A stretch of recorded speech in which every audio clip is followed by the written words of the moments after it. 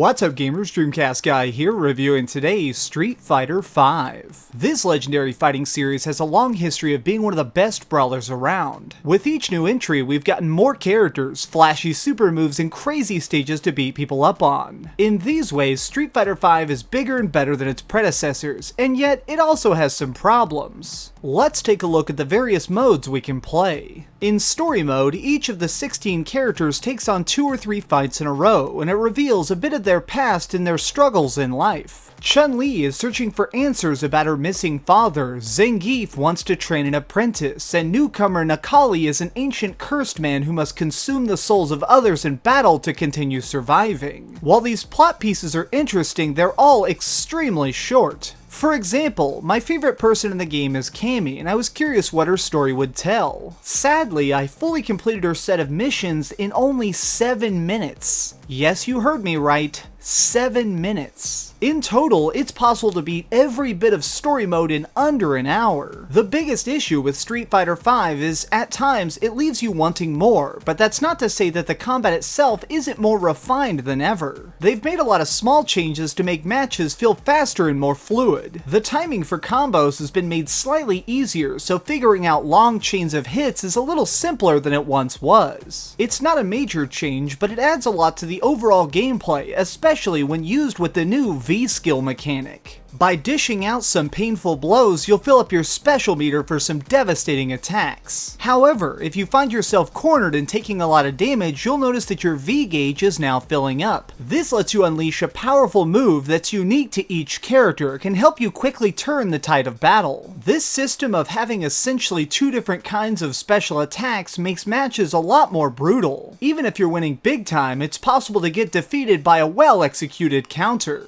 It's genuinely one of the most enjoyable fighting game experiences I've had in years. The diverse cast of characters all control so differently, but all perfectly balance each other out. Hours of practice felt rewarding because even after you think you've learned everything about a fighter, you discover that next trick for stacking on some ridiculous damage. Mastering the complex techniques of combat is a must, especially if you want to make it in survival mode. In this, you get 1 health bar to try and defeat as many enemies as possible in a single life. The faster you take them down and the cleaner the kill, the more points you earn. These are used for more than just bragging rights though. These can be spent to refill your health or unlock different bonuses to assist in the following fights. Although this mode is great, it's a rather big letdown that in Street Fighter V we don't have a standard arcade mode. If you want some good old-fashioned single-player action, your only options are story mode or survival mode. It's a big departure from the pick-up-and-play style of the other entries in the franchise. On the upside, perhaps the greatest appeal is the challenge of multiplayer. Whether you're duking it out with somebody sitting next to you on the couch or halfway across the world online, everything about this works wonderfully. You can take on either ranked or casual matches against players from across the globe, and I can safely say that the netcode is incredible. Never did I have the slightest bit of lag or miss a combo due to server errors. By performing well in all the different modes of Street Fighter V, you gain fight money, and this is perhaps the most fascinating aspect of this game. Over the course of the next few months, Capcom is rolling out some DLC characters. These fighters can be bought with real cash or by spending this in-game money.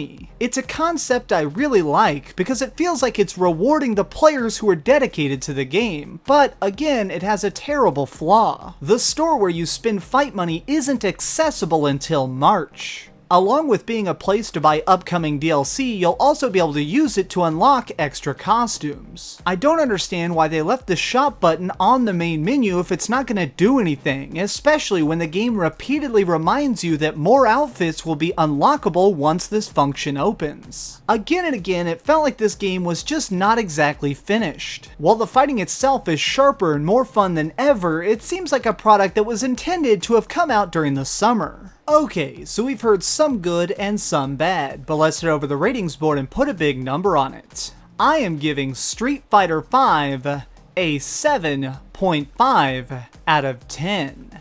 Despite having a couple big problems, there is no denying that this is a fantastically built sequel. If you love fighting games and you're looking for that next epic match, I highly recommend you pick up this game. However, if you're more of a casual fan, maybe wait until later in the year when a patch adds in some cool extra content. Thanks so much for watching, gamers. This has been DreamcastGuy with another review. If you enjoyed this video, please give it a thumbs up, share it with your friends, and subscribe if you haven't already. But do me the biggest favor of all and keep dreaming.